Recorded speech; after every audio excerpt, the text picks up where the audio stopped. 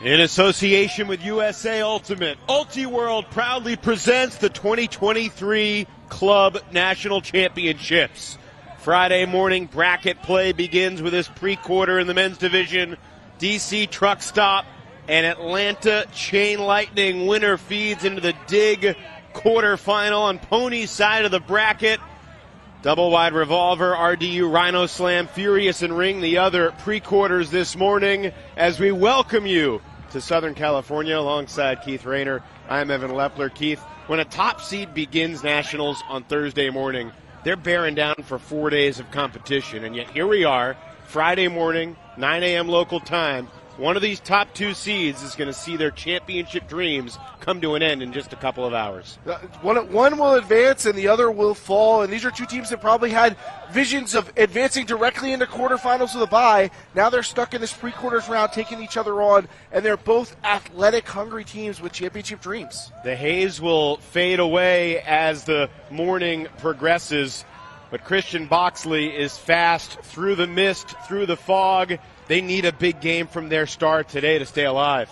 Boxley has been a fast riser in public perception, is an incredibly talented, versatile player, and given the cutters that he's going to be going up against when he's out on defense and when he's on offense, he's going to have some strong competition for Chain Lightning.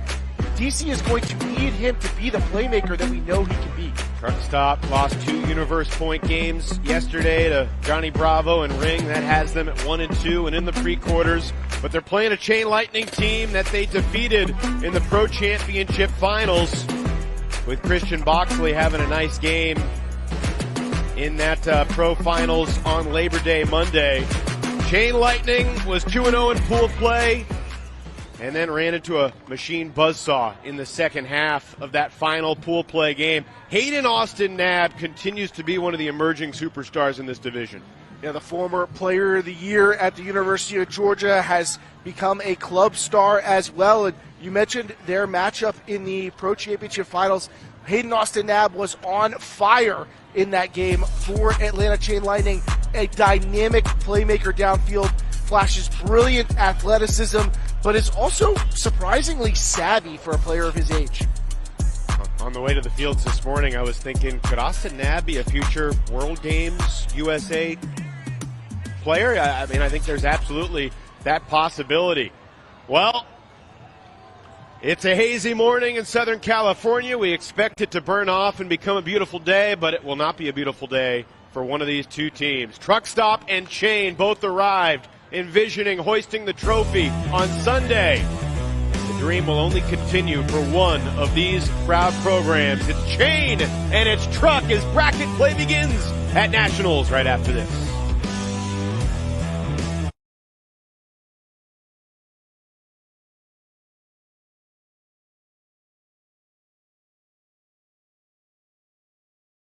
Centers to the New Zealand native Liam Haberfield as Chain begins this game on offense. Dean Ramsey coming underneath. Max Thorne gets an early touch. Hayden Austin Knabb, Brett Holzmeyer, along with Pat Earls on the field here, along with Coleman Tapero.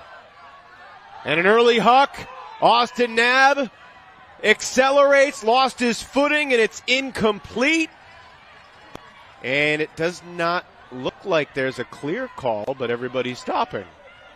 Austin Knabb, I think, is saying he tripped over Holland. And it's not going to be contested. No surprise there once you take a look at the footage either. Asked Truck Stop coach Alex Crew what concerns him about Chain. And he said when they're hot, they're a tough team to contain. They can get really streaky with their hucks, and it's an early 1-0 lead as Haberfield scores the first goal of the pre-quarters round for Atlanta. And if you ask me, when I see that concerns DC, it's Hayden Austin Knabb. I mean, we talked about him in the pregame, but the easy way to tell is where's Troy Holland, and when he's matched up with Hayden Austin Knabb, you know that means that's somebody who DC wants to contain. First round of that bout going Hayden Austin Knabb's way. The other interesting piece of insight that I got from Alex Crew He talked about how DC rarely, if ever, practices on grass. They almost always practice on turf. And yesterday morning, with the dew on the grass making things a little bit slippery, it took their offense out of what they wanted to do. They were just slipping and sliding around, and we know how much they rely on the chemistry and the tight spaces and the kind of pristine flow that they have built better than anybody in the division over the past couple of years. So that's something to keep an eye on early for this DC O-line that features Johnny Malks, Rowan McDonald, Ben Ort, Tyler Monroe, Andrew Roy, Aaron Bartlett, and Christian Boxley, as you see Miranda Roth-Knowles, the coach of Chain Lightning. Get our first look at the DC offense, and this is a fine-tuned machine when it works well, but something like having those pieces slipping, those gears not quite aligned, can throw you off quite a bit. Saw John Stubbs slip as he was trying to chase Christian Boxley coming underneath. Not the first player to fall down covering Boxley, although maybe the moisture more to do with it than Boxley's move this time. Roy goes around for Monroe. McDonald, quick backhand flip for Aaron Bartlett. 1-1. Exemplary work from the truck stop offense. That's probably exactly how they draw them up. That is a sterling show of what this offense can do, which is just advance the disc quickly, switch sides of the field, attack from different angles. And with a variety of looks, they're just going to find room to keep the ball rolling straight to the end zone. Keith, if a couple points had gone differently yesterday and Truck had won twice on Universe instead of losing twice on Universe, they could still be in bed getting ready to come to the field for their quarterfinal. How surprised are you that Truck went 1-2 after the regular season that they had? It was shocking, to be honest. This truck stop team had been so consistent in the games prior to this. They had built a great reputation. I noted on yesterday's Ulti World broadcast that the Beat Charlie Challenge, which is our annual Pick'em Challenge, I use as a gauge of how people perceive these teams. We get hundreds of entries. About 94% of entries picked either Pony or Truck Stop to win this tournament. That is how highly regarded this team is. So to see them struggle on day one of Nationals after the success we've seen from them over these past 2 seasons, very surprising. What was the split between Pony and Truck? It was very close. I mean, I think it was slight favor in Pony, but it was very, very close between the two. Pony beat Truck at U.S. Open, but Truck got revenge at Pro Champs. That was in the semis. Truck beat Chain in the Pro Championship final, game in which they led 8-5 at half, but Chain battled all the way back. Tied at 11s. There were no turnovers from 11-all to the end of the game.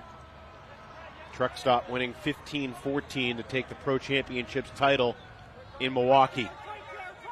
Kenny Taylor moves it, and Austin Knabb cannot get it. And the first turnover of the game, courtesy of Kenny Taylor, and a break chance for DC. One of the old adages is that stoppages are always to the disadvantage of the offense, and there you see that coming out of stopped play can just throw your rhythm off, make it a little bit harder to hit some of those windows.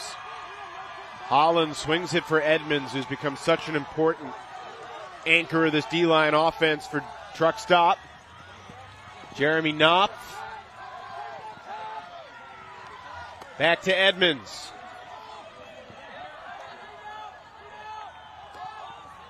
See if David Cranston can make an impact in converting this break. Rafis coming underneath. Slides, pops back up. Marcus Thaw connects with Cranston.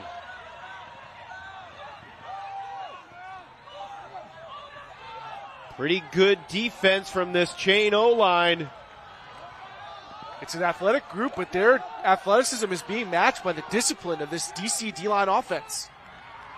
Again, Cranston pivots, backhand, connecting with Thaw for the break.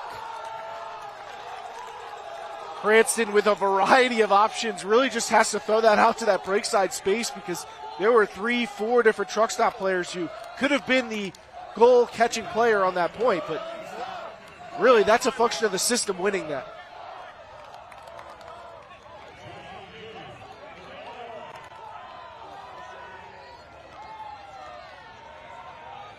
something of an unforced error from the Chain offense.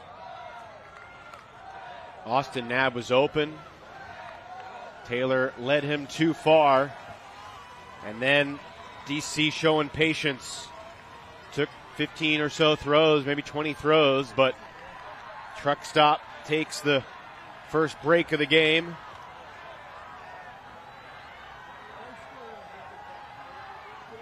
Of course, Truck had an 8-4 lead at half in their final pool play game against Ring. There's a weird vibe to that game because, you get the innate sense that the teams are trying to game the system to avoid a quarter against Pony, but it's in the back of everyone's minds. I was watching that game, and it is not in the back of my mind. Truck just looked like they foibled that one. I mean, they fumbled the ball. They were up 8-4, and just too many offensive mistakes. But their core players were out there, and this was just drops and throwaways, the type of thing you're not used to from such a well-tuned offense. Different look to this Chain O-line after the break. Tanner Robinson coming underneath. Nicky Spiva, Tom Chulit, the handlers. Jeremy Langdon coming underneath, marked by A.J. Merriman. Chulit, late season pickup, the Aussie. Played with Chain last year. Been a really good player for a really long time. You can say the same thing about Nicky Spiva. Both players who've represented their countries on the international stage. Now in the backfield together.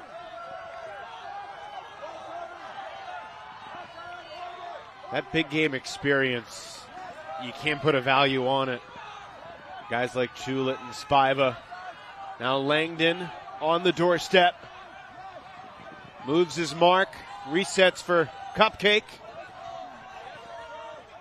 And Chulit bursting to the open space. 2-all. A player to highlight from this Chain Lightning team that fans may not be familiar with, but I think players are, especially around the Southeast. Jeremy Langdon, the Central Florida product, is a big difference maker when he gets rolling.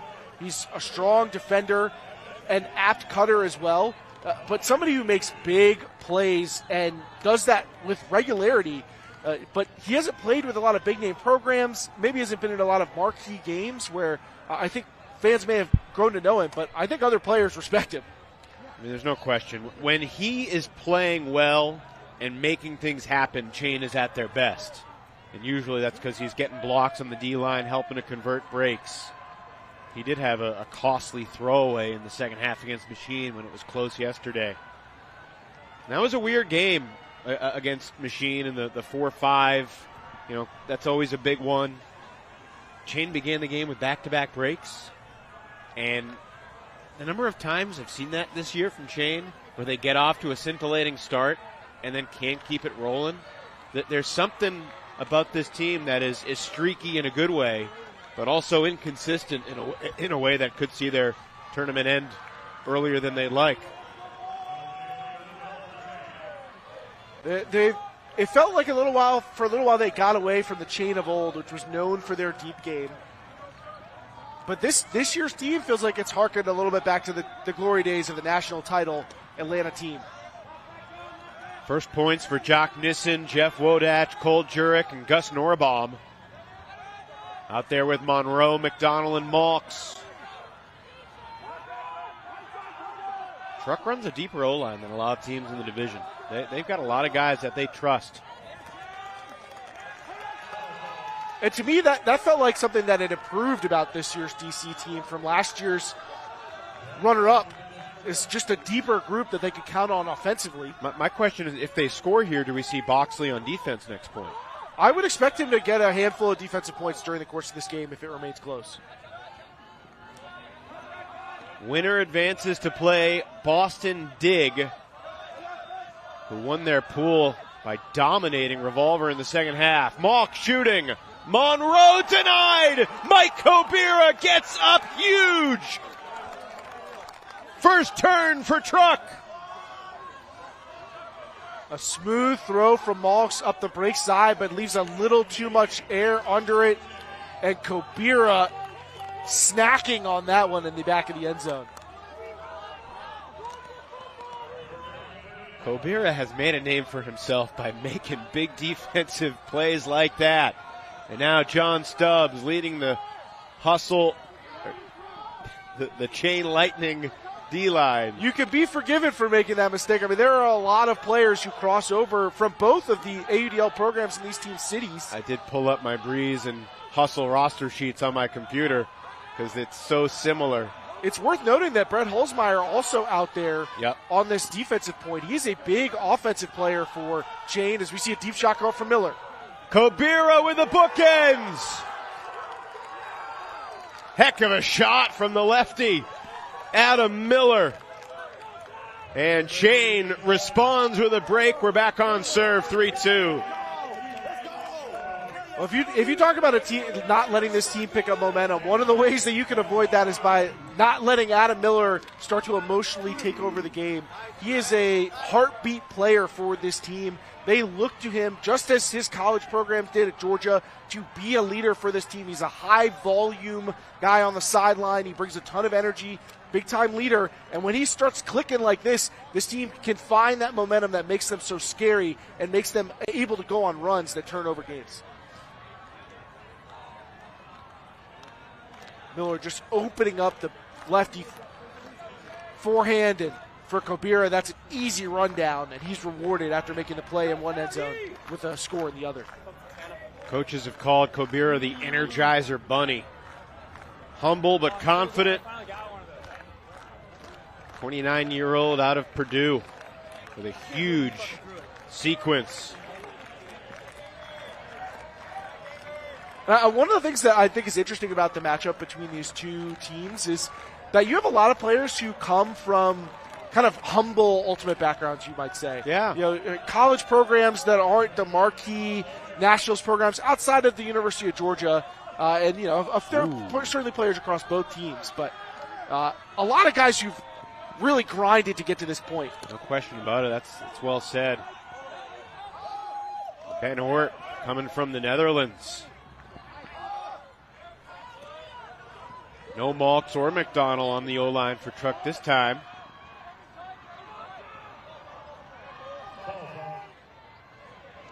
Langdon sets the mark on Jurek.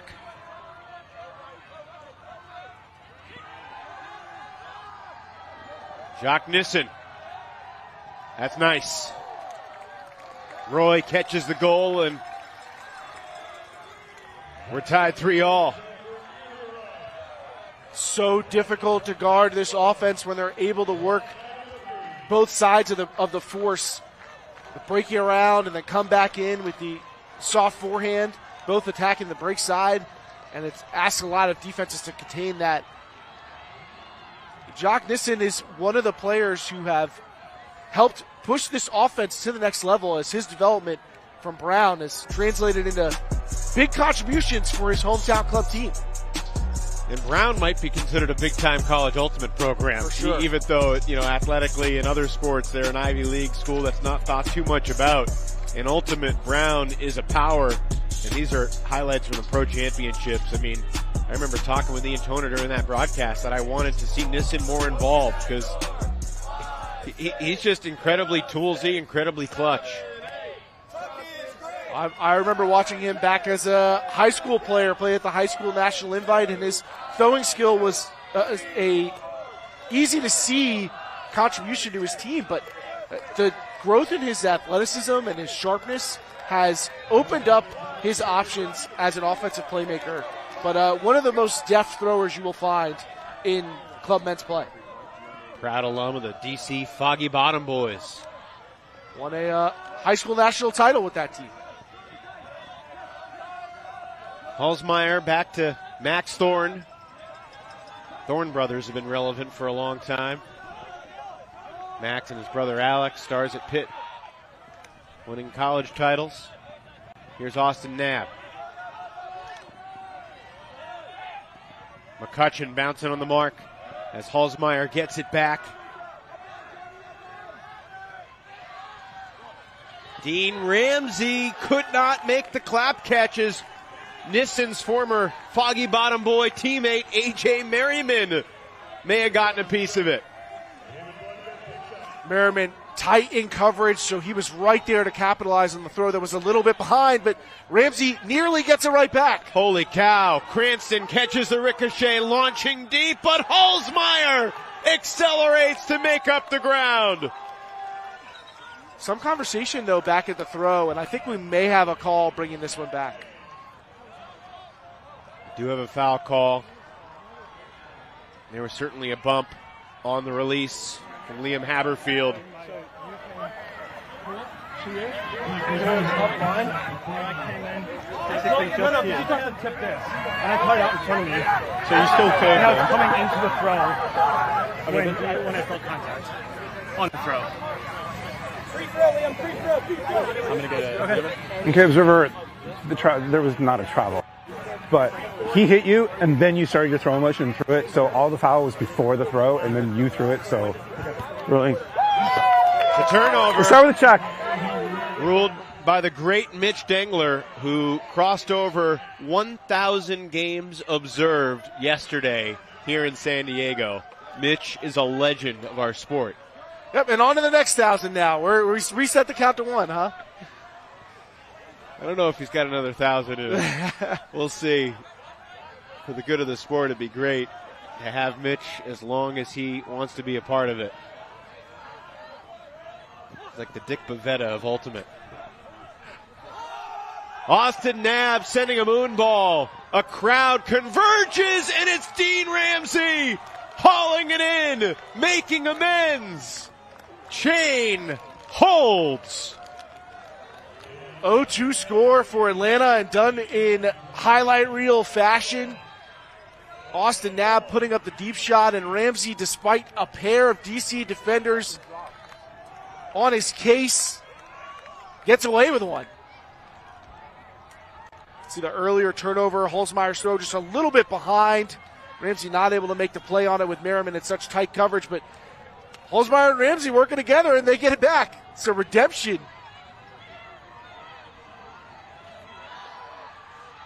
Man, what a topsy-turvy point for Ramsey.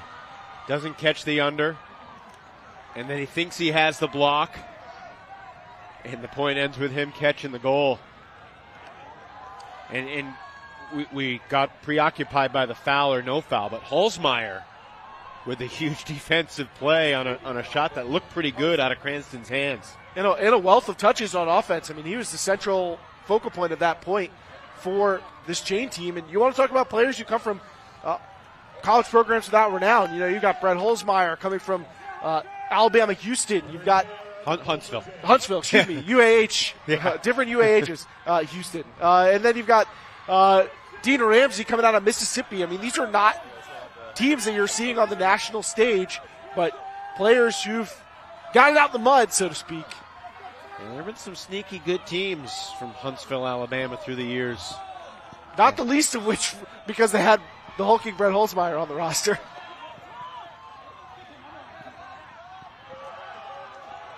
McDonald for Malks. The sunshine just beginning to break through the marine layer here in San Diego, and Malks from Monroe.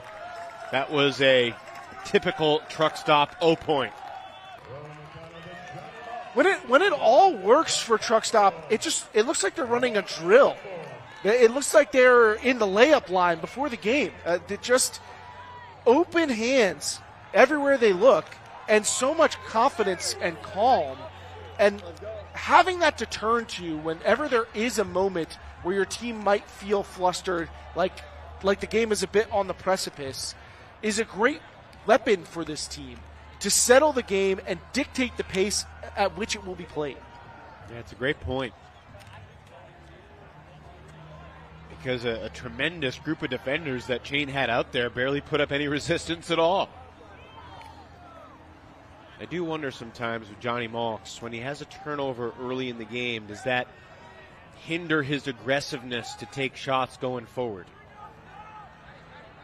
In my experience, he seems to be a pretty confident shot taker. He knows what his job is out there and where his strengths lie. And being a possession-based player, not necessarily his forte, but someone who can make the type of spectacular throws that defenders are ill-prepared to cover. Always fun to see the scores going across the bottom of the screen. Revolver now a 6-3 lead on double wide.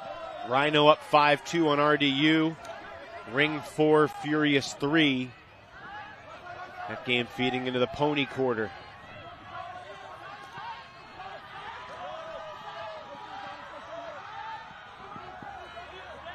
Jane doing a really good job keeping cutting lanes wide open, not crowding spaces. There's certainly opportunity for both of these teams.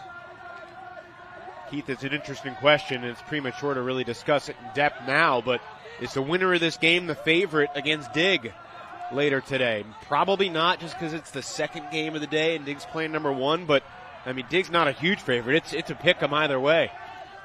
Dig may have won their pool, but there were moments where it looked like they were potentially not going to make it out. Earls shooting. Haberfield hauls it in. Beating Edmonds to that back corner, and how many times have we seen Pat Earls with his pinpoint precision on that lefty forehand? And he loves to loop them over the top of the field and blade them into that corner. Something he's been basically making a career out of. That and a monstrous backhand huck that he likes to utilize. And with those two weapons, he's been able to carve up many a defense. Finds Haberfield, who's a really intriguing player to me as well. What a story he's been, Haberfield. The player of the year in New Zealand, 3 of the last 4 years. 29 years old. Works as a personal trainer, so those guys are always in great shape. And it's his personality that just assimilated so quickly into the Atlanta scene. Like, he showed up to tryouts, and by the end of tryouts, it's like he had been there for years.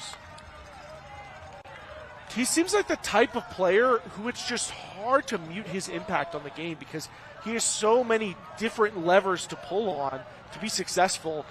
We've seen him scoring goals. He can get up in the air. He can outrun you. He can outthrow you. His a really big range as a thrower. And having all of these different ways to put his fingerprints on a game just makes him a consistent presence. All right, Nissen Malks and Gus Norabaum in the backfield. McDonald, Monroe, Jurek, and Bartlett, the cutters. First touch for Rowan against a junky chain lightning defense. Good time for Miranda Roth-Knowles to throw a wrinkle in defensively, force some adjustments out of this DC offense before they find too much rhythm. Miranda has a lot of tricks in her tool bag to pull out defensively that she has honed through the years. Obviously, Miranda, one of the great players of the history of the sport. I've said it before, and I'll say it again, Evan. For my money, literally the best Ultimate player I've ever seen.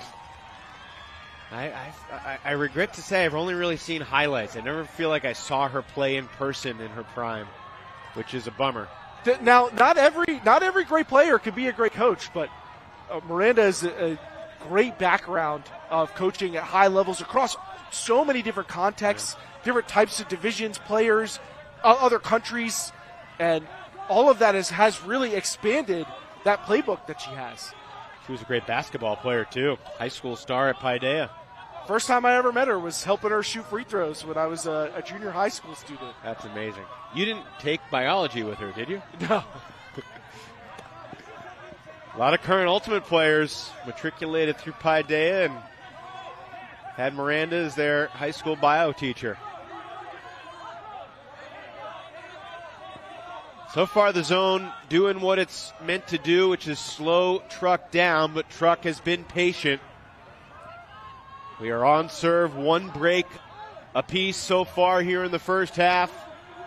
Winner gets Dig, loser matriculates into the place no one wants to be, pro flight qualifying.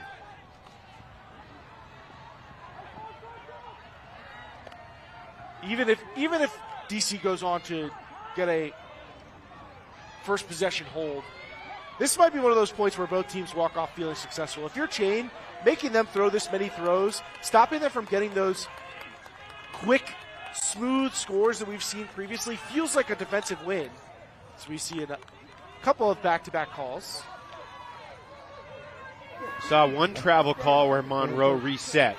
And there was another one that I think McDonald didn't like. It's not retracted. I'm not allowed to catch and throw on the same foot.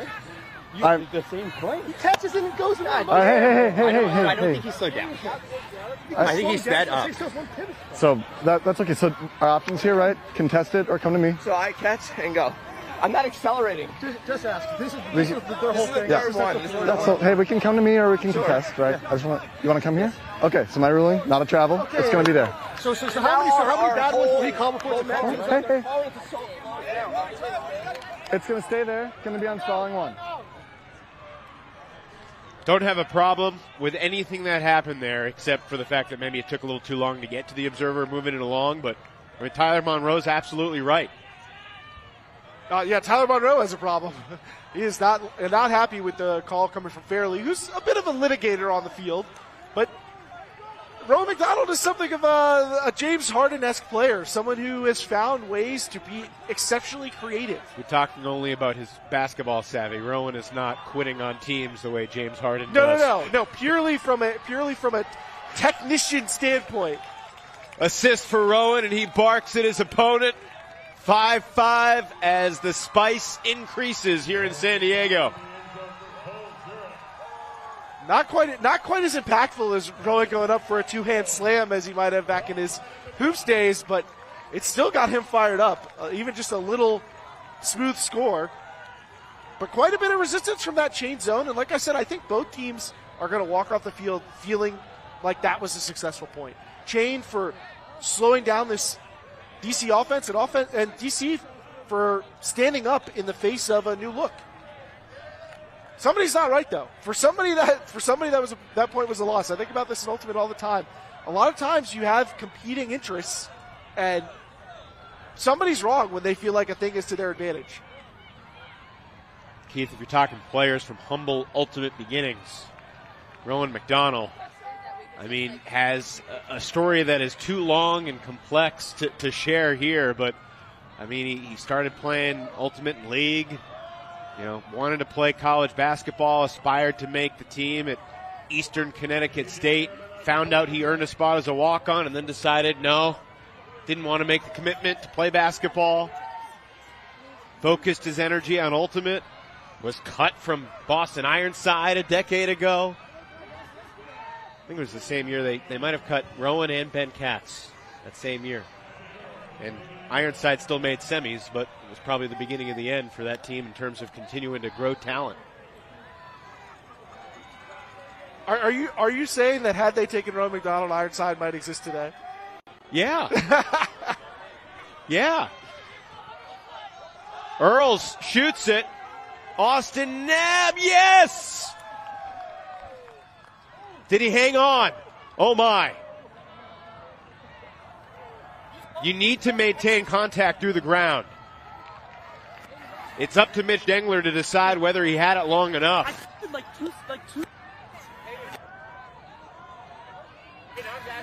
I had turned my attention away thinking this play was over. I was trying to get up to celebrate to do my head spike, and it bubbled out. What do you think, Keith? I mean, that would look like what I would define as sustained possession. It looked like a second baseman losing it on the transfer. Yeah. He had it with a clap catch. He was trying to transition it to the claw grip. And I think that's the right call as Austin Knabb, in an anticlimactic fashion, gets his first goal of the game. Probably the worst spike we'll see all weekend. Now, going back to this throw, however, I mean, this is an incredibly difficult look to hit. With a player going up the same third that you're throwing into, that is a very difficult throw. But Earl's able to bend it outside of his receiver so that it would come back into Austin Knabb and give him a shot at it. Even when it got there, you could see it was hitting a very tight window. That was well defended, but as a defender, you're counting on the difficulty of the play, helping you play the defense. There, Austin Knabb able to make the play. And you can see how the throw has to get wide of Austin Knabb in order to give him that angle to look back at it. If it goes directly over his head, that's an incredibly difficult read and catch to make. But Earls recognizing where he needs to shape this throw into in order to give Austin Knapp the window to catch it.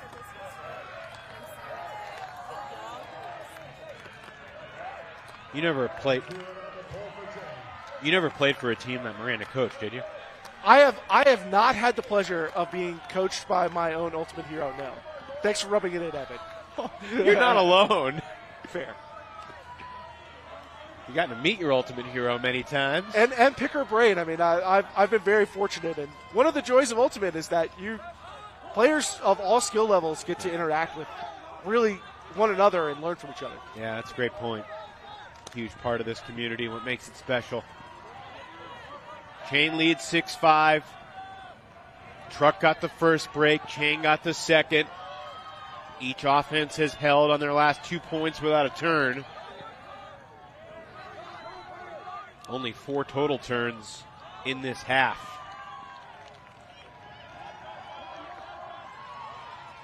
And Boxley was cocking his arm to throw. And Chulit makes a joke. Let's give him a little more leeway levity, on that, probably because it's useful obvious in he's this going to game. do that. So let's give him a little more leeway on that. Yep. That was funny. Chulit picked up the disc, handed it to Tanner, as if to say, yeah, no question about it. Back to Boxley. Able to holster and then swing it for Ort.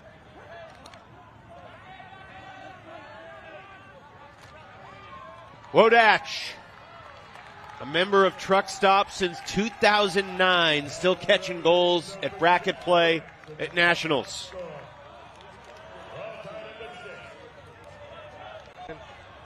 Wodach, a salty old dog on this roster, a throwback to DC days of old, and has seen this team come up from being a team fighting to get into quarterfinals to being a team that's at the top of the national pile.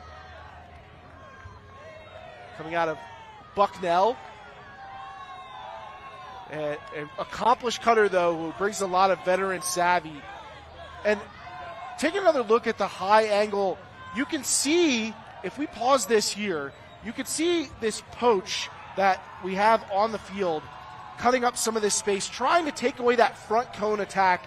And really, DC's going to try to look for opportunities to get across the field at this point. But this is a success from the defense, right? They forced this motion to go the other way. You take them out of their first look. But once it goes back to the middle of the field, DC now has a lot more room to work with, and it makes the poach's recovery a lot more difficult, and that opens up a simple throw up the middle to Wodach for the score. Well said. Chain back on offense. They started the game on 0. Haberfield with McClamrock. Holzmeyer wasn't free, so it's Thorne.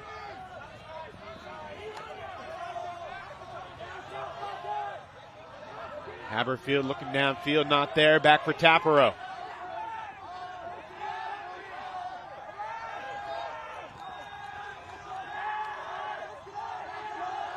Haberfield looks absolutely stoic.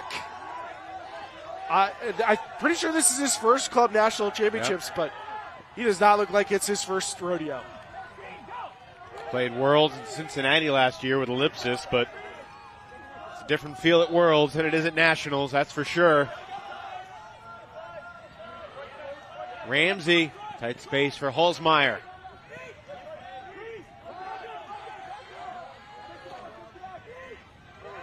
Job bids, but Holzmeyer able to maintain possession. High stall reset. McClamrock.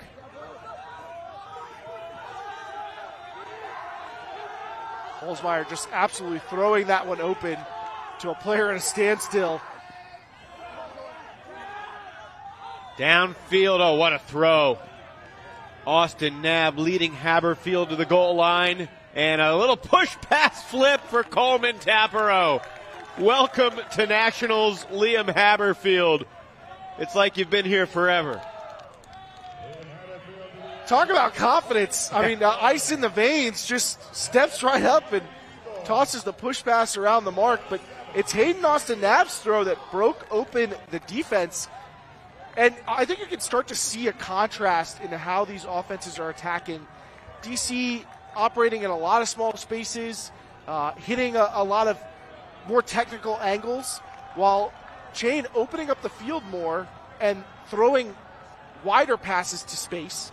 And out in front, that throw from Austin Knapp gets Haberfield to the front line. Maybe gets away with a little bit of a travel there. Nearly into the end zone, though. That was almost an assist. And Chain gets the hold. Chain Lightning trying to get back to the quarterfinals at Club Nationals for the first time since 2014. And in 2014, they were in the quarters for the 10th consecutive year. I mean, that was kind of the glory days, late aughts, early 2010s of that Chain program. Of course, they won the title in 09. 2014, Truck made it to quarters, and they've made it every year since. 8 straight trips to quarterfinals for Truck Stop, a streak that's on the line here today.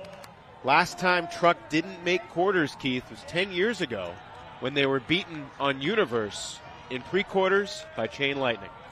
Prior to the arrival of Truck Stop on the scene, and I was there for the first season.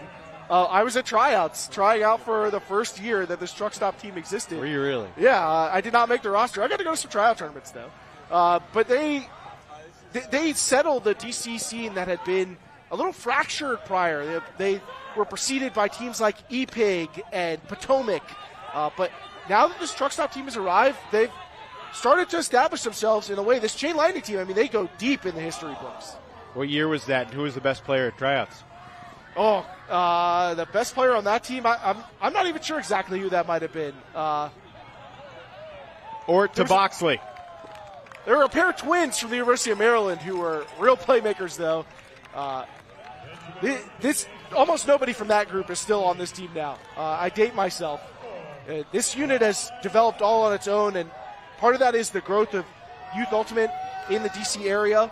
But also, they have built a program with great coaching and continuity and leadership that has made DC Ultimate one of the most enviable communities in the country right now. Now you have me really curious as to what year it was. We're tied 7-all after this Truck Stop 0 point. 14 scores, only 4 turnovers in this first half where the season's hanging in the balance. Quite the contrast from yesterday, which had a bit of a day one feel to it. Offenses have been mostly pristine in this game, and the defenses have been in chase. Yesterday, I think teams were a little more generous offensively, a lot more break opportunities to go around. Stingier now that we're in a Friday bracket play. There's definitely something about round one here at the Surf Cup Sports Park that is different from the rest of the day. Usually the win has a tendency to pick up for rounds 2, 3, and 4. Round one, it usually just feels like ultimate paradise. All righty, next point takes half. A little surprised we didn't see anyone crossing over for DC's D-line here. No Rowan, no Boxley. Austin Knapp looking for Holzmeyer. Jaw and Bergeron sandwiching him, but it doesn't matter. Holzmeyer takes it to half for Chain Lightning. The hulking Holzmeyer. Don't look down, folks, because he'll get you. And he spent the entire first half operating from the backfield, and then just takes off. And I mean, this is a player whose stature is intimidating. You expect him to be a threat in the deep space. He draws defenders like Busajaw, but he spent pretty much the rest of this game dicking and dunking, playing in the backfield, and as soon as he gets a chance to take off, he is making plays in the deep space. It's a heck of a first half for both teams. Each team with just the one break. We are on serve. Truck will receive to begin half number 2 after the 7-minute break. Austin Knapp picking him up where he left off in the Pro Champs final against Truck. He has been showing off the throwing prowess he developed with Joja. And when you've got a target like Holzmeyer, it's tough to holster it. And he's just a really, really ultra-talented young player.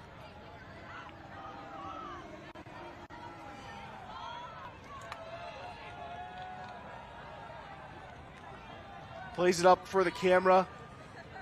Impressive first half from this Chain Lightning offense. A little potassium break for Holzmeyer. Austin Knabb, just 23 years old. Here's the first half numbers. A lot of clean holds, very few turnovers.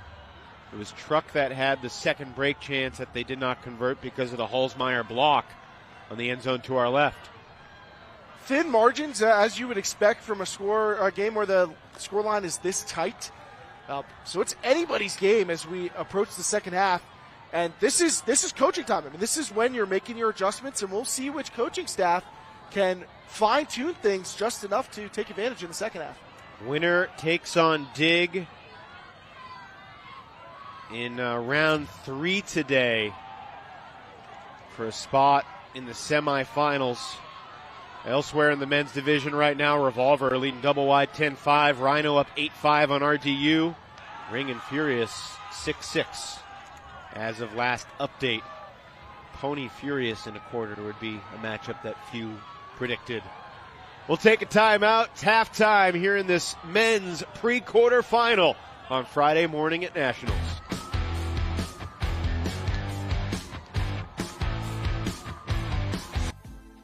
Did you hear? Breakmark's free reversibles and 5-panel deal has been extended, so there's still a chance for you to get awesome accessories with your team's jerseys from the same folks that had the Western Ultimate League looking right this year. Head to breakmark.com while you still can. What are they, spaceships from Mars? No, they're Frisbees. Watch it soar. It flies way around like a bird. You can even run for a pass. You can play all kinds of games. Isn't it amazing? Frisbee Flying Saucer. Yours at toy, drug, and department stores. 5 Ultimate wants you to apply for our Dream Team sponsorship. Any team can apply to get free kits, including a set of light jerseys, dark jerseys, shorts, and 25 custom Discraft Ultra Stars. That's $5,000 in value, free to your team. We want to introduce our new Orca jersey fabric to the world. Engineered from the ground up, we created the best tech fabric, specifically designed for Ultimate. Apply by October 31st at 5ultimate.com. Chain Lightning leads Truck Stop 8-7 at halftime, and let's chat with Keith's ultimate hero. Miranda Roth-Knowles joins us, the coach of Chain Lightning. Miranda, exciting first half, very few turns. What are your thoughts on what it's going to take to get to the finish line and make it to quarters? I think it's going to take a lot of effort and a lot of heart. You know, both of these teams did not expect to be in this game per se, and everyone's going to be putting it all out on the line. It's going to be a really awesome half for the ages, I think. What was your reaction to seeing that the team that you managed to draw in bracket play was the #1 overall seed? Well, I was watching them, you know, lose a game to Ring yesterday, and I was like, okay, yeah, they have a 1 next to their name, but it doesn't really matter to me. So I'm a little bummed that we didn't have a better showing in the second half against Machine, but I'm actually really excited to be playing Truck Stop. I wanted to play them since we lost to them in Pro Champs Finals, and this is a great matchup. These are two really exciting athletic teams that play very different styles, so honestly, I'm very happy to play against them. Great stuff. Real quick, can you speak to the development of Hayden Austin-Knabb and Brett Holzmeyer and just the confidence level they're playing at right now? Yeah, it's been really exciting. I think they're two guys who have come up in the Southeast and in, you know, mostly the Atlanta system, carrying their college programs for the most part on their backs to like really impressive college performances. And now they're like in the big game playing really big, and I'm so happy to see it. Miranda, thank you so much for your time. Good luck. Thanks, Evan. Thanks, Keith.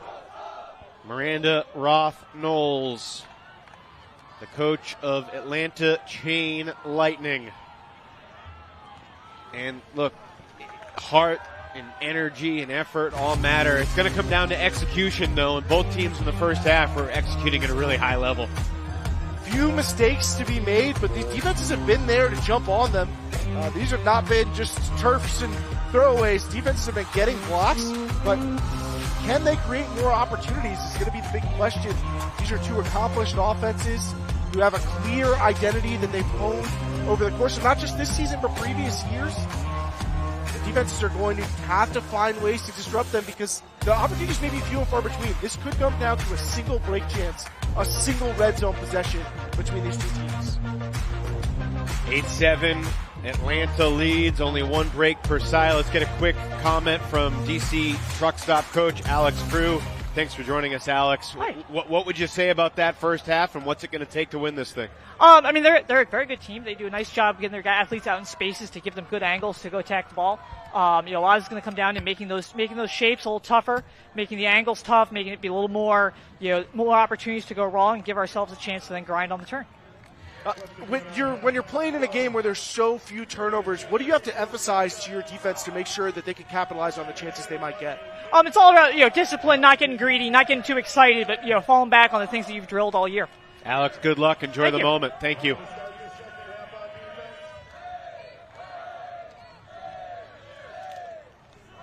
Truck stop on offense to begin the second half. Evan Lepler, Keith Rayner, our entire Ulti-World production crew bringing you these beautiful pictures from Southern California. Elimination play at Club Nationals. Today we wait for all year long. Interesting that Truck centers to Jacques Nissen to begin the second half. Two teams with incredibly high expectations for how they could perform at this tournament, and there's just no way around it. Someone is going to be tremendously disappointed with how their season ended after this half is over. Yeah, the euphoria of glory and the devastation of defeat. Zero-sum game. Credit to Chain in the first half, kept Christian Boxley pretty quiet. Yeah, it's a great point, Keith. He's back on the field now in this O point and just got it touched, but has certainly not felt like he's had some of the takeover moments that I've grown accustomed to from a player who was the number 2 overall ranked player in our top 25 club player rankings. It was skewed by Edward Stevens selecting him number 1. And there's no doubt that Christian's a great player. That was surprising to me. Nissen shoots it deep. Jurek elevates for the score, beating Langdon to the back of the end zone, and we're tied at 8 early in the second half. But as incredible a star as Boxley is, one of the things that makes this offense so effective is that there is no weak link. We talked about their offensive depth and how that's grown for them. And what it allows them to do is pick their spots. They can have you can have a great shutdown defender come out and cover up Christian Boxley, and that's a tall task for anybody. But if you do, we've got a bunch of other guys who can attack. There isn't a point that you can bottleneck on this offense. Cole Jurek in his second year with the team, coming from Sub-Zero, and played at University of Minnesota, part of a big recruiting class for DC last year. Yeah. I was a little surprised last year as to how quickly Jurek looked like he was so comfortable in the truck stop offense. Like, this is an offense that relies on that quick movement, precision, and it felt like he mastered it by, the U.S. Open last year. And interesting, those are not things I would associate with his game. He is a player who operates in big spaces really well. He would probably fit really well with this Chain team, but has added the technical proficiency necessary to be successful in DC's system. One key missing piece throughout this game for Truck Stop has been Alexander Fall. He has not played many points, if any, as Earl shoots it deep. Haberfield chased by Edmonds, and Haberfield with position to catch another bomb from Pat Earls. I warned you in the first half, Pat Earls has made a living out of lefty blades and massive backhands and uncorking a cannon. That is a cannon that's fired many a time. It's well worn. He is a powerful backhand thrower, and because marks have to shift over so much to take away those around forehands, he's often able to fire those big backhands in space. Finish the point on Fall. He's been plagued by cramps. Did not play a ton yesterday. He did play a little bit.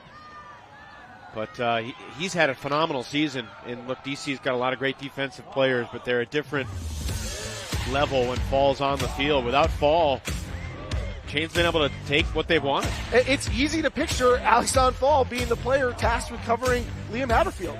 But without a defender like that, Haberfield's been able to have a lot of success offensively, particularly downfield. But we'll see how he shifts around and what DC tries to answer. I don't think the chess match is through here. There are moves to be made. Haberfield has had a strong start to this one, though. Christian Boxley with a touch in the middle of the field after a few short completions to begin this 0 point. 9-8 Chain leads. Dig awaiting the winner. And that disc finds the ground, but there was a foul. The good news for these two teams, I think it's good news, tell me if I'm wrong, Keith, is that they're on the side of the bracket where the quarters are at 2 o'clock instead of 11:45. It's a quick turnaround to finish 10:30, 10:45, and go right into warm-ups for the biggest game of the season. Both these teams are playing at such a high level, I don't know if they'll want to stop. But an extra break, obviously worth a lot. That's the flip side of it as well. Depending on your depth, I mean, you could go into the next game feeling super hot while a team like Dig is still finding its legs.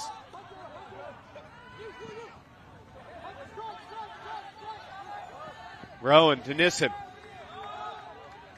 Tyler Monroe. It's amazing how easy he makes breaking the mark look, and McDonald, one pass later, finds Boxley. It's the first goal of the half, second of the game for Boxley. 9-all. Reality is that because Chain got to halftime first, Truck needs one more break than Chain to win this game.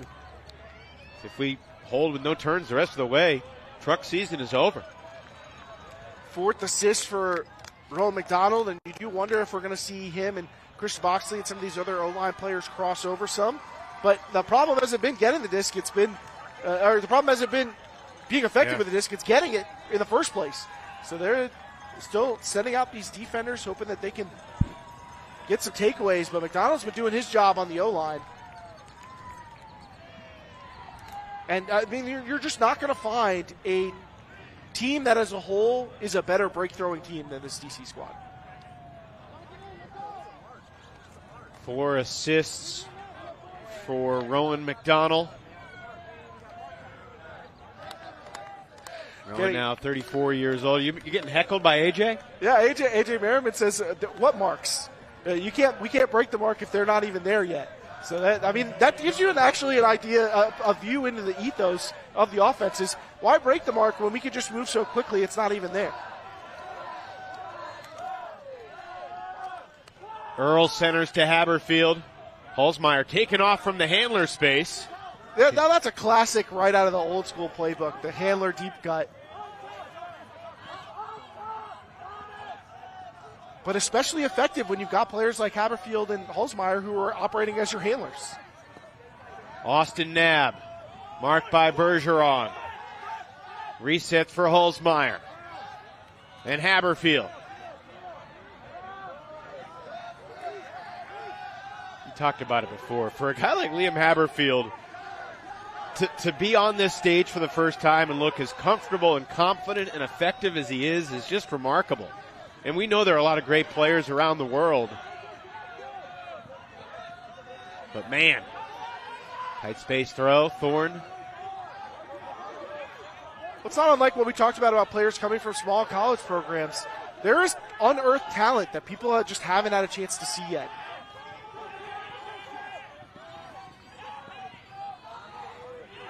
Holzmeyer to Austin Knabb.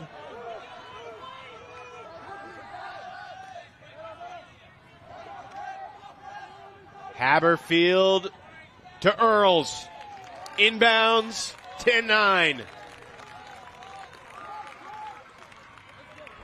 We have not had a turnover in this game since the score was 3-3.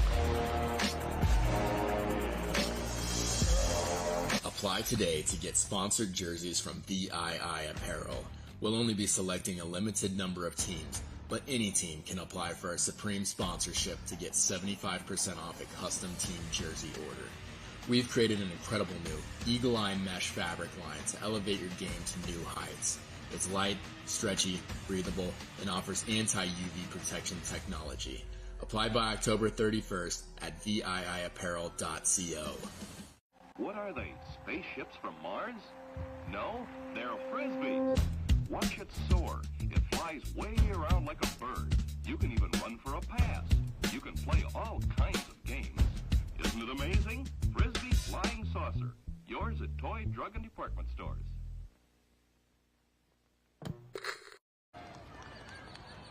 Back at the Surf Cup Sports Park here in San Diego, California. Friday morning elimination play at Club Nationals.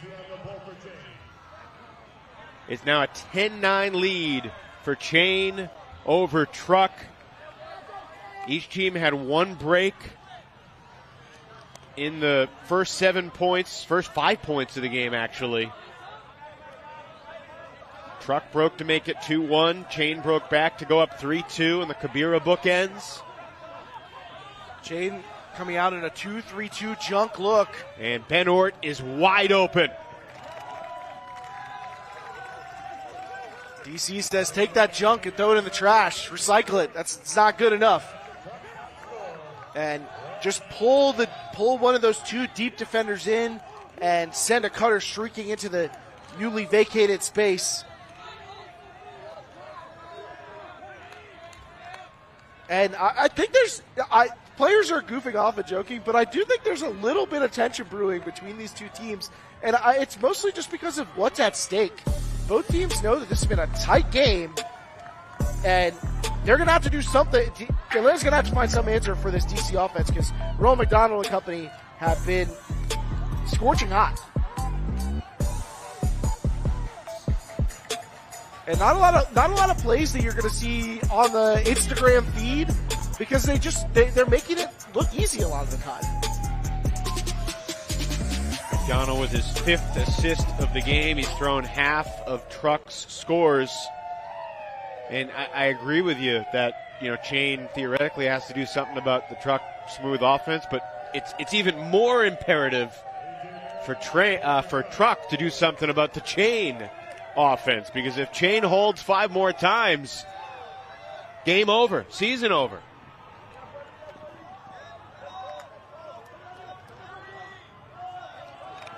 Chain continuing to run that handler deep cut to begin play, try and generate counter motion down the middle. There's growing tension with every single throw, just because 1 or 2 turns could decide this thing if we get another one at all. Worth noting from a personnel standpoint, Fall on the field for DC. He looked fine in warm-ups, but this is the first point I believe that we've seen him take the field. He said he felt good at warm-ups. Certainly wasn't feeling himself yesterday. Cole Jurek also crossing over to take on the Holzmeyer matchup, but he hasn't had any more success than anybody else DC's thrown at that big Atlanta target.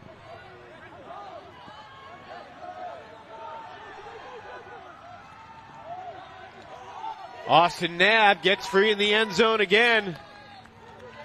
The assist to McClamrock. And Chain with a pretty smooth, unimpeded march down the field. We're getting at the point, Evan, in this game where you're going to test a team's trust and belief in each other and itself. I mean, if you're the O-line for DC and you watch the other offense just march down the field, you might be tempted to be frustrated, to let out a sigh like, oh my gosh, can we get a turn? Can y'all stop them? Because all I can do is go out here and hold. I often say that in reality, offense is actually defend your opportunity to win the game, and your defense is attack the other team's opportunity to win the game. And right now, Atlanta's offense is in protect mode. They're just going to say, hey, if you can't take the disc from us, it doesn't matter what our D-line does anymore. All we have to do is hold to win this game. But for DC, the offense it's almost like a NFL football team when the quarterback's watching the defense get scored on. You look and you're like, what can I do to help out right now? There have been 14 consecutive points played without a turnover 11-10 chain in a game to 15. The other men's pre-quarters right now, Revolver leading 13-7 on double wide. That's going to set up Revolver versus Bravo for a spot in the semis. Rhino has an 11-7 lead on RDU. So Revolver, Bravo, one quarterfinal. The other quarterfinal on that side of the bracket likely to be Machine Rhino. Furious Georgian Ring of Fire, 8-all. Winner goes to Play Pony. Malk shooting, McDonald receiving, and he's in. Rowan, 5 assists, his first score. Johnny Malks puts it on a platter. Rowan trying to get his defense fired up. Well, Rowan McDonald has a collection of assists that he's already gathered up in this game and uses that perhaps as a tacit threat that he's going to go underneath and absolutely torches Langdon to get free into the deep space on that play off the pole. And that's just a layup. I mean, if you're Atlanta, you're looking to make these points long and drag out. If you're DC, you don't want to see a team get off the field this quickly. We'll pause as this play sets up. And you can see McDonald in the back of this stack already starting to set up his move. You see him back here, and the threat of him going under makes even a simple jab scare Langdon, and look at all of the room that it opens up for McDonald over the top. I mean, when you're a thrower, it's a massive window. That is throwing a tennis ball into a garage door. Like, it's easy. Quick update in the women's division, Keith. In the pre-quarters, all 4 teams that are seeded higher currently leading. Brute Squad over Sixers by 3. Traffic over Schwab by 5. Bent leads Nemesis 9-7, and Phoenix a 9-6 lead on Riot. Mixed division is chaos, as you would expect. Women's division has been want for upsets, but both the men's and mixed divisions have had varying degrees of surprises to hand over. I think there were 2 big upsets in the women's division. Flip side over Phoenix, and Traffic beat Sixers in the Canadian Clash. Going for it. Merriman comes up empty, and Earls takes another shot. Holzmeyer tangled with Bloodgood, and he bobbled it. Did he hang on? Did the disc stay up? Mitch Dengler was right there, and he hasn't made a clear call yet. I genuinely, I thought I caught, but I would love to go to him because I'm not 100% sure. Okay. Mitch calls it down, and it's the first turnover since the game was tied 3-3. I don't understand how that wouldn't be a foul. How can you say that the contact here doesn't impact his ability to make this catch? I mean, maybe he initiates the contact, and maybe that's the argument. He's not even calling a foul, so I'm a bit surprised by that outcome. Looked like the good call from Dengler with the disc grazing the ground on the bobble. All right, DC's D-line. Fall went deep. Bloodgood coming up the line. Resets for Cranston.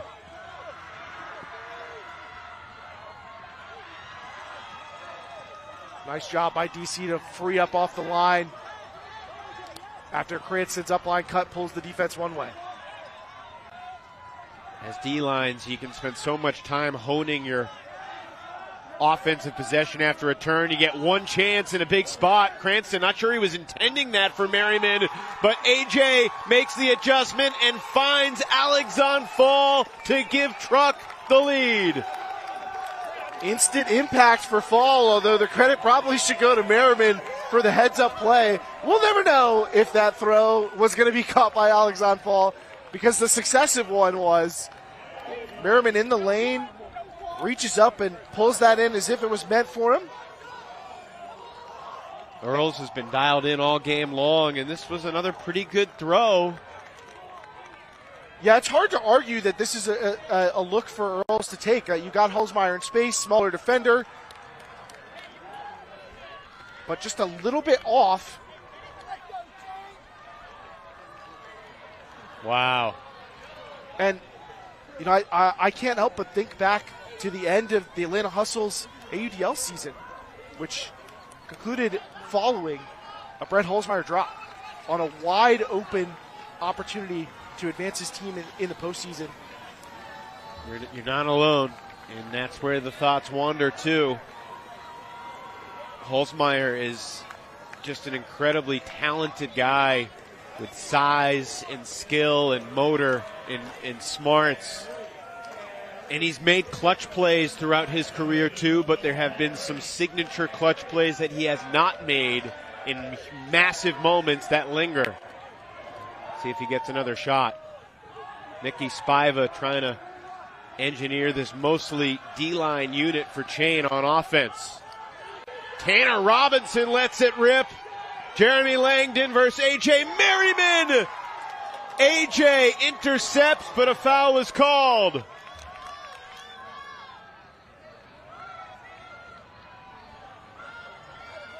This is a vital potential turning point in this game. On the right side of you, two in front of you, turn around. That's when you're trying to go this way. You just ran straight into me, though. You can look at the frisbee. You were playing me, not the disc. That's a foul. I was playing you, not the disc, but I didn't create contact doing that.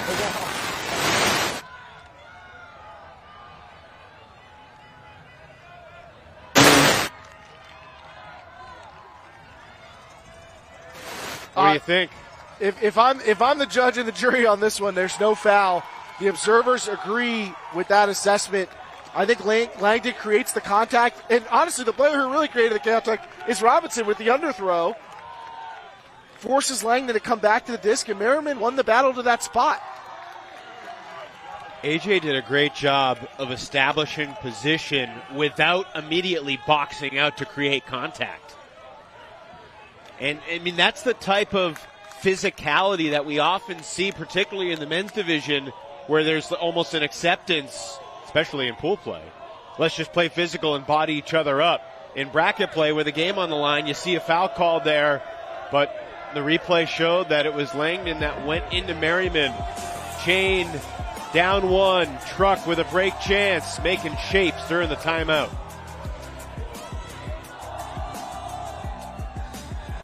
Heads up, Breakmark now has sublimated 5-panel hats. You can get the hat and their famous reversible free with the purchase of one of their 3-piece team bundles, starting at just $85. Get all the details at breakmark.com. The World Flying Disc Federation, in partnership with UltiWorld and California Ultimate, proudly presents the 2023 WIFDF World Beach Ultimate Championships. Join us live for up to 50 matches from Huntington Beach, California, November 1st to 5th, exclusively at ultiworld.com/events.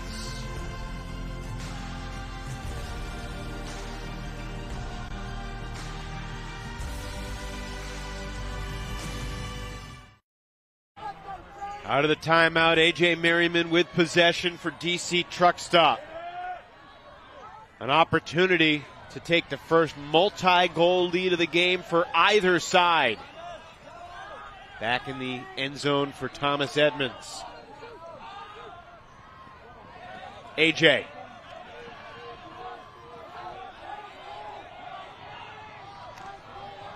Edmonds shoots it. Holland making the adjustment in the air, but it's ripped down by Adam Grossberg. The youngster from Georgia Tech in his second Nationals after playing with Philadelphia Amp last year makes almost an identical play to what we saw from Merriman on the other end. And then they stop. I heard pick. Okay.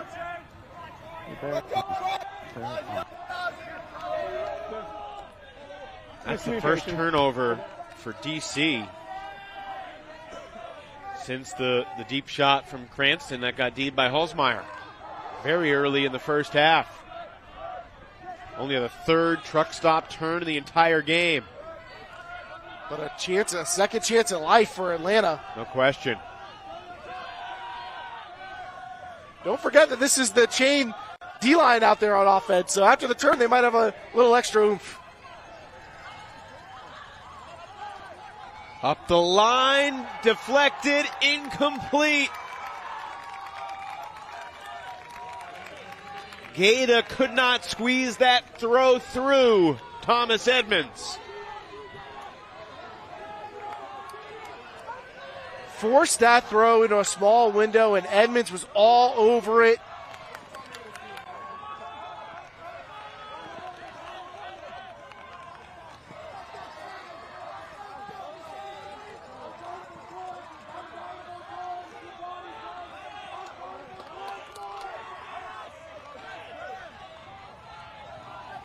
Had about as many turns in this point as we had in the rest of the game.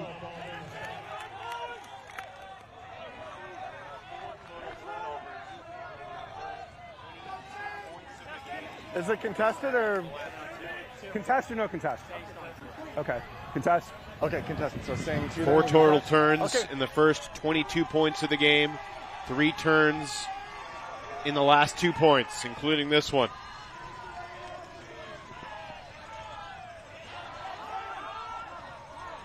McCutcheon to Holland.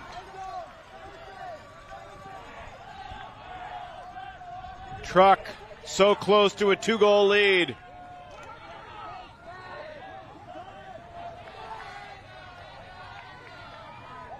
Remember last year we saw the men's division champ come back from a second half deficit in the pre-quarters round. Testing fairly. And the big man rises up to the task on the goal line. The third, make it the 4th turn of this point. Really difficult look from Jurek to try and wrap that around the mark. Fairly there to clean it up. Back-to-back red zone turns for these teams. Grossberg holsters. And you can tell that these teams are starting to get a little tired. One of the ways you can notice that is as the disc is advancing for Chain, you're not seeing the rest of the cutters push up the field as much. So the disc is advancing in parallel to the stack itself. So the throwers are having to wait a little bit longer for that space in front of them to develop. Is it really? We have a pick. Also saying he's within a step. I can't.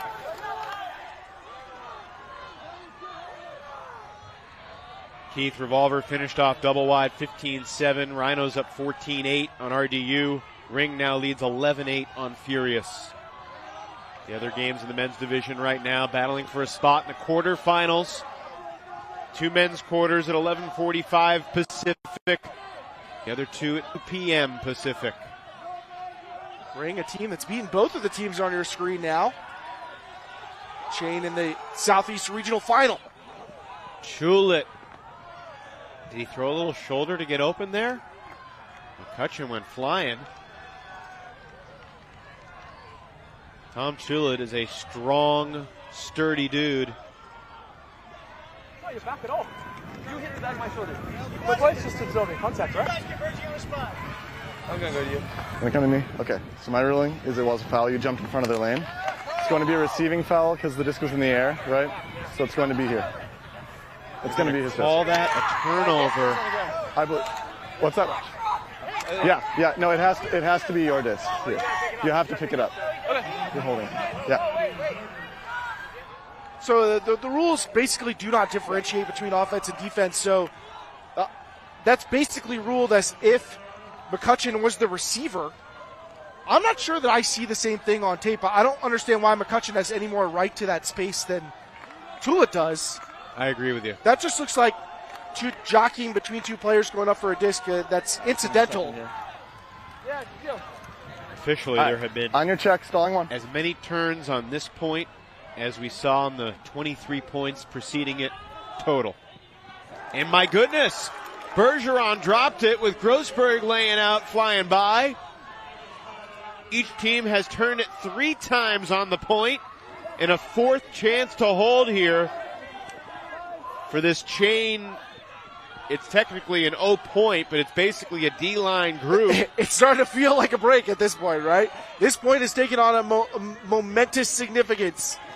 And Chain finishes it with Tanner Robinson. And a big spike. We're tied at 12s. Missed opportunities for Truck Stop there to create separation. Prior to this game, Evan, we got to hear the teams and their different warm-up styles and the music that they enjoyed. And Chain, when they brought it in, playing some Fleetwood Mac. And I guess they took it to heart and said, You will never break the chain, much like Stevie Nicks.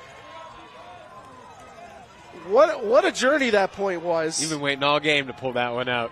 Well timed.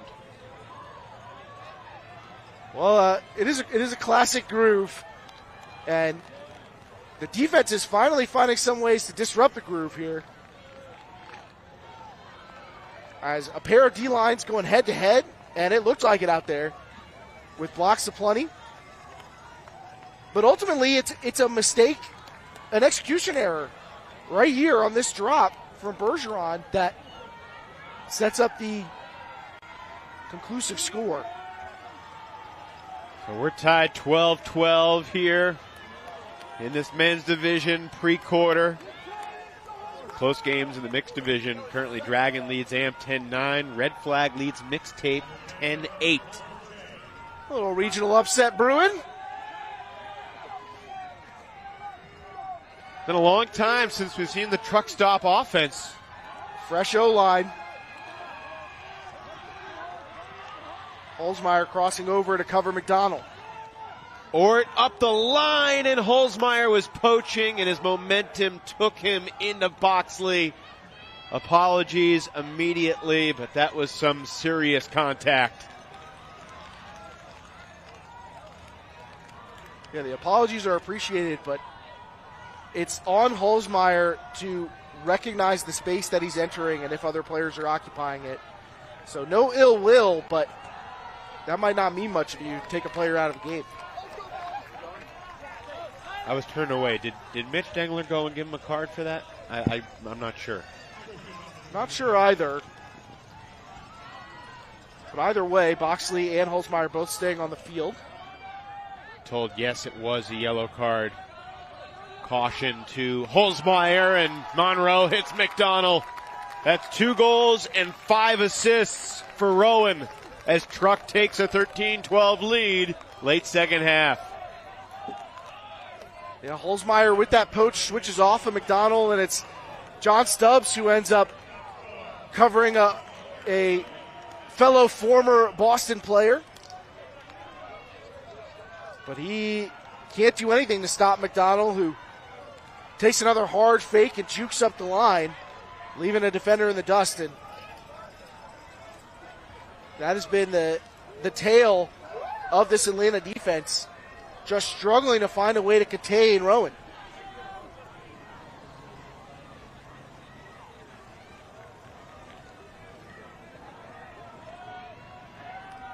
So Truck with a slim lead. Chain O heading back out there. And it's been a while since we've seen some of these guys too. They were broken in 11-all. And then that 12-all point was by far the longest point of the game. A timeout and several stoppages.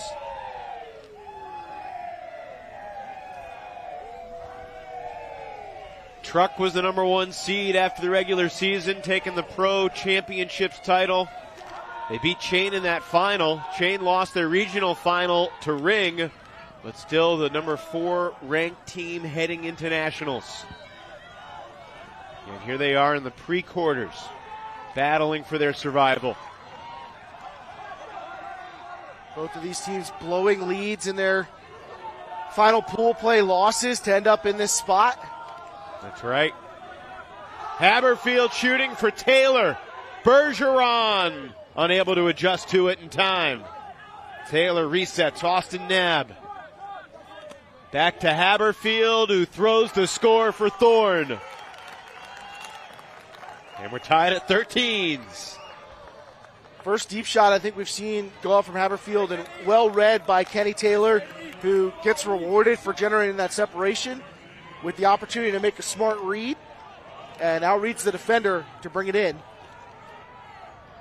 And from that point, it was really just a fast break.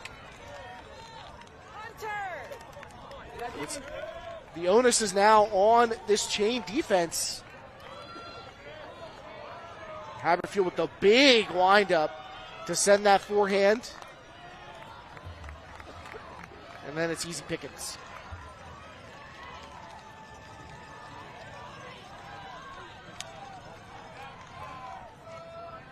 What do you think here, Keith? As a coach at this stage of the game, how are you feeling? What wrinkle or string are you trying to pull to change the outcome? Because it's one or two key moments that's going to decide this thing here. And this is when you're falling back on the things that you've talked about all year. This is where you say, okay, we've spent this time building this identity for a reason so that we could turn to these strategies, this attitude when we needed it the most. Guess what? It's that time. There's nothing out here worth saving it for. You need it now to advance into the quarterfinals. Norbaum catches the pull, gives it to Aroy. Quickly to McDonald, back to Roy. Maltz, Nissen, Monroe, and Boxley also on the field. It's Langdon charged with covering up McDonald right now. Rowan's been involved directly in 7 of the 13 truck stop scores. To Roy. Floater. Monroe gives it right back. I think Spiva may have gotten a piece of that one. Did not change possession, though. McDonald just stole it away from Norbaum. And there's a stoppage. You extended your arm, and then you stepped on. I really thought I was getting in my throwing motion. Like, honestly, I couldn't see you because you were on my backside, so I wasn't trying to create contact at all, and I didn't think I initiated it. I think we were both moving forward. I think I go here. Like my I think it arm was is before extended a the little. step on the left. Either you went like this, I thought you pushed me. Okay. Hard. Okay, let's either we're coming here. It's rolling. It is a foul. Okay. So we're coming back. Agree with Mitch's termination. Saw a little shove. More contact and friendly fire with his teammate. Teams have been respectful of these conversations, but there's not been a lot of agreements. We have seen very few calls that didn't draw protestations from the opposition.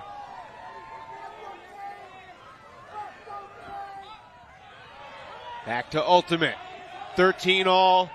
Winner to face Dig in the quarters.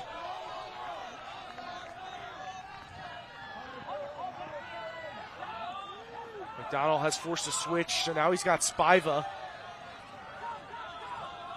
Pretty good defense from Spiva. Maltz needs a reset, finds Boxley, and there's a pick in the stack.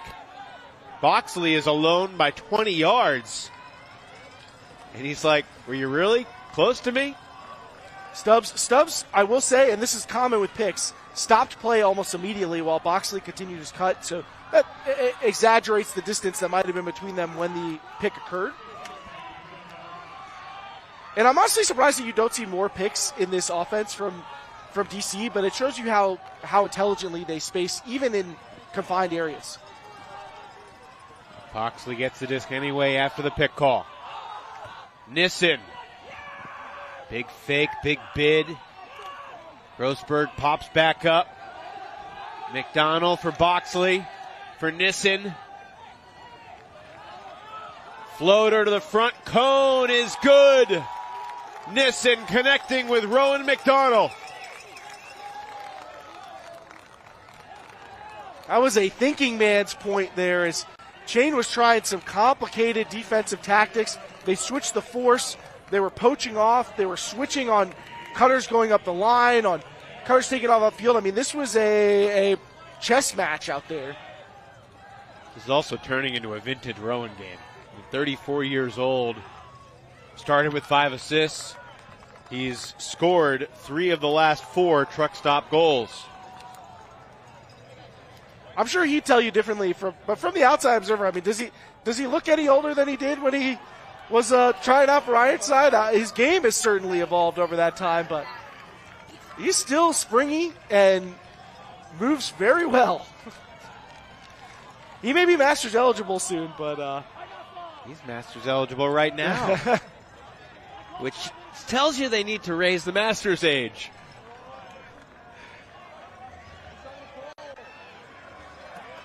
Hayden Austin Nab standing alongside Liam Haberfield and Brett Holzmeyer on the line for Chain. It is absolutely do or die right now for the Chain offense. Atlanta needs a hold and then a break. all things considered, this offense has played a great game, but they're going to need even more. There have only been 3 breaks in the game. Truck has 2 of them, including the most recent one to take the lead when the game was tied 11-all to go up 12-11.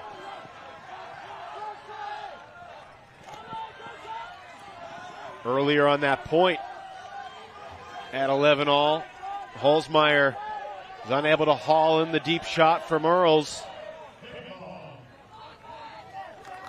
But outside of that moment, has played a great game. Yeah. I mean, he has been one of the leaders in touches for sure on the Atlanta squad and has played both ways as well. The temperature has increased drastically since the game started 87 minutes ago. Probably 20 degrees warmer now than it was then. Might feel like even more on the field with the added tension. The air probably feels pretty thick, even though the mist may have cleared. Stagnancy out of the stoppage from Chain's offense. Pick downfield. Who do you think Diggs rooting for right now, Keith? Oh, I'm sure they just want this to be a knockdown, drag-out fight, but my guess is they would rather face Chain if they had to choose. Agree with that. Laser forehand, and it's intercepted. Cole Jurek soaring through the air on the deep shot intended for Holzmeyer. Hung out to dry by Haberfield. I mean, you have a gigantic target like Holzmeyer. You cannot keep that low and short. So Truck with a disc and a chance to close this out. You saw Liam kind of hop immediately, knowing that it wasn't exactly the angle. And many of the mistakes that we've seen in the back portion of this game have come on short-armed deep throws.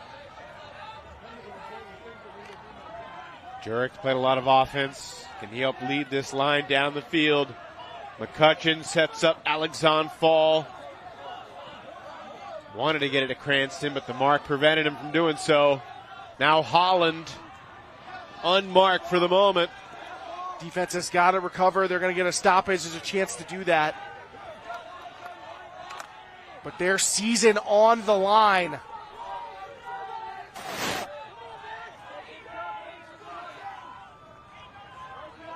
Can either Hayden Austin Nab or Brett Holzmeyer or Dean Ramsey come up with a big play for the Atlanta D-line? Keep their title hopes a-flickering. Fall is streaking around the field from the back of the stack. Fall to Merriman. Back to Bloodgood. Earls denied the reset. Great defense by Earls, high pressure. Gets the around for Holland. Cranston standing in the middle of the field, ready to take stage, but Haberfield stays with him stride for stride. Floater to the far sideline. Holland ruled inbounds. Push pass for the game. Troy Holland to David Bloodgood. And Truck Stop advances to quarters. 15-13 over Chain.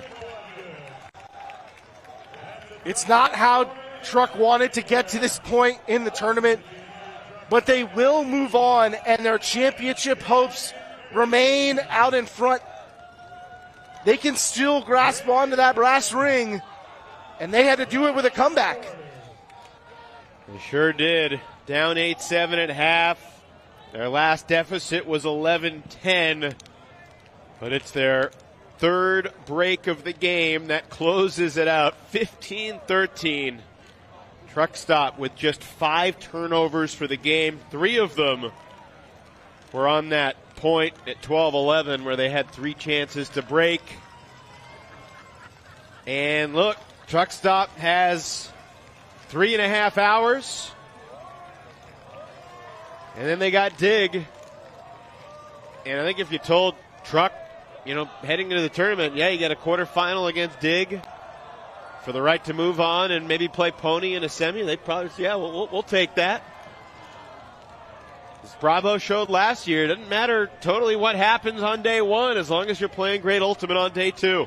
We joked when Truck Stop dropped that pool play game to Bravo that maybe they said, hey, this worked for Bravo. Let's try it this way. Let's try losing in pool play and seeing if it works for us. But, I mean, credit to Chain Lightning. I think that the level of play we just saw from Truck Stop is a level that could win them a title. If they play like this in every game in this bracket, it's not a guarantee. You're going to go up against tough competition. But I think this is the level they need to be playing at. This is the floor of a title team.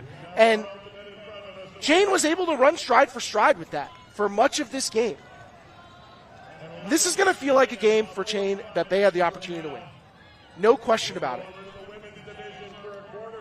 Truck Stop back in the quarters at Nationals for the 9th straight time every year since 2014, and they'll try to keep trucking into the semis with a quarter against Dig. Final stats, Keith, 22 total clean holds and 28 total points. So pristine ultimate game.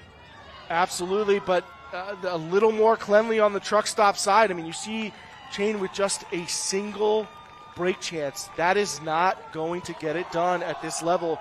They played a great game, but they just were not able to gain possession on defense effectively enough. Yeah, a little bit similar to the Pro Champs finale in that they were 100% on break chances in that game too. I think they finished 3 for 3, and they just did not generate enough turns from that Truck Stop offense. So, I mean, it's Truck Stop against Dig, Pony against Ring. Winners will meet. Revolver, Bravo, and Machine Rhino. And the winners of those two quarters will meet. It's a really interesting men's Final 8. Quarterfinals going to be electric across these next 2 rounds. Across divisions. I mean, it is hard to prognosticate. As someone who professionally prognosticates Ultimate, it's a tough job right now. Let's have a chat with Rowan McDonald after Rowan helped engineer this truck offense that only gave up 1 break chance all game long. Rowan, congratulations. 5 assists, 3 goals. The numbers barely tell the story. What were the emotions like of this game and getting back on track after a rough day yesterday? Yeah, we just got an amazing text from Nate Castine, former legend, and said, don't let 2 points going either way change the team identity. And those really resonated with me personally, and I think the rest of our team. So we didn't lose our identity. We played our possessive offense with a lot of confidence. And, one break, that's still a little bit too much for us. We have high level of standards. Chain through a lot of different looks at you, a lot of different matchups over the course of this game. What do you think allowed you to be successful against so much of a variety of defensive tactics? Great question. I think our style of offense, Johnny Monks' Bloody Mary, just moves the disc. So no matter what set they're in, whether that's Joan, FM, trap sidelines, if we're moving the disc stall 1, stall 2 horizontally, they're just chasing us, and that's why you see us get a lot of just kind of uncontested passes, is because it's so hard to play 2-3 throws away no matter what set you're in. Rowan, at 34 years old, technically you're Masters eligible, but that seems like a far thing away for you right now. Do you feel as quick as you've ever felt on the field? Yeah, it's been a personal goal for me, and I've had those nagging injuries in the past, but I've been working pretty hard off the field. My teammates push us and everyone to be accountable. And yeah, I've never been this fast in my life, and I'm excited to kind of showcase it here. Quick thoughts, about 3.5 hours from now, Truck versus Dig in the quarters. Yeah, I love Dig. My mentor, Josh Marquette's on that squad still, so always love playing him and the squad. DC Boston's getting a pretty good rivalry going, so I bet it's going to be tough. You never know if it's better getting the bye or playing the game. We've had mixed results as Truck Stop, so let's let it ride, and hopefully we're still moving forward. Congrats on getting Truck into the quarterfinals for the 9th consecutive time at Nationals, Rome. We'll see you in a few hours. Thanks, Keith. Thanks, Evan. And Roxbury, what's up? Roxbury Road, Niantic, Connecticut. Proud win for DC Truck Stop as they prevail 15-13. Keith, the final thought as we wrap up 3 quarters and get ready for the Final 8 on Elimination Friday here at Nationals. Credit to Chain as we write their eulogy in this one, but it's Truck Stop who moves on and looking like the Truck Stop we expected to show up here in San Diego. A fast-moving, effective, efficient offense, and a D-line that could be opportunistic and generate opportunities for themselves. Keith, long admired your analysis from afar. It was a delight to get to share this moment with you and the microphone with you for the first time in a game like this. DC with 15 goals and just 5 turns. And Chain was almost as clean, but not quite clean enough. It's 15-13 for Truck, moving on into the quarters here at Nationals. For Keith Rayner and our entire crew, Evan Lepler saying so long for now. Quarters coming up.